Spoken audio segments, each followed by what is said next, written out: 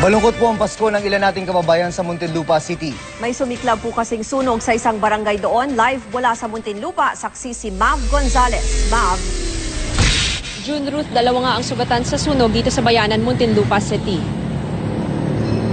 Alas 7:48 ng gabi, bulabagan ang mga taga San Guillermo area sa bayanan Muntinlupa ng isang sunog dahil dikit-dikit ang bahay. Umakyat hanggang sa ikalimang alarma ang sunog. Naging pahirapan din ang pagpasok ng mga bumbero sa lugar. Ayon sa Muntinlupa Rescue Team, dalawa ang nasaktan matapos mabubog habang tumutulong sa pag-apula ng apoy. Agad dinala ang dalawang lalaki sa Alabang Medical Center. Tinatayang umabot na sa 100 pamilya ang apektado ng sunog.